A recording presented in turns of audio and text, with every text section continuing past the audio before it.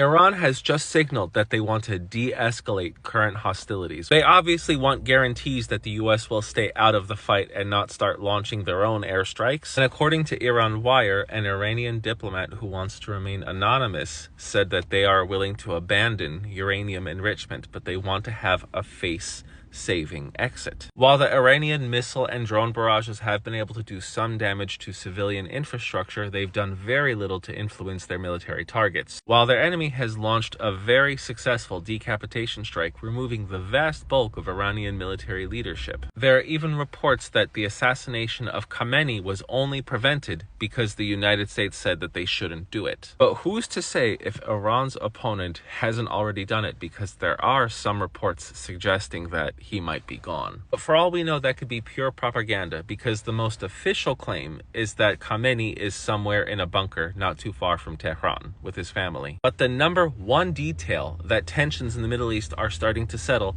is the drop in the price of oil. Now it's at $68.9 per barrel. This means for now that Iran will be able to keep producing and exporting its oil, especially because their main exporting port of Karg is still intact. But just because Iran wants to go to the negotiating table, that doesn't mean that their enemy is willing to do it, because as of now, Tehran is still being bombarded with heavy airstrikes. And at this point, I don't think anybody knows if they're going to stop bombing. This is the weakest that Iran has been since Saddam Hussein invaded them in 1980, shortly after the revolution. It is my opinion that Iran's enemy is now pushing for regime change, and they are destroying not only the military infrastructure, but the civilian infrastructure to keep the people oppressed, like their elimination of Iran's chief of police. This isn't just from American sources, but even Putin was said to have contacted Khamenei and warned him that the Iranian regime is in danger. The government is now trying to negotiate for peace because they are witnessing their loss of control of the masses.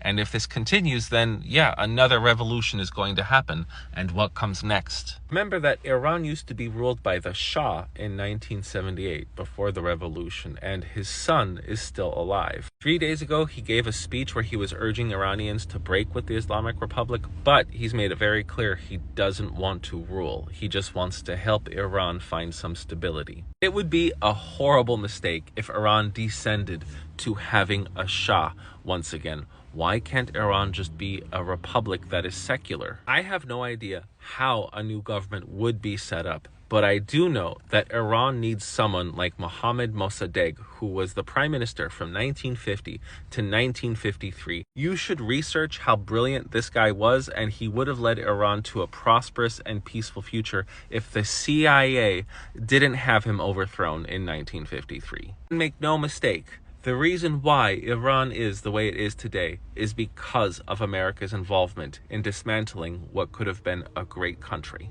I am the Geo Husar, and I am still optimistic that one day there will be peace in the Middle East. Thanks for watching.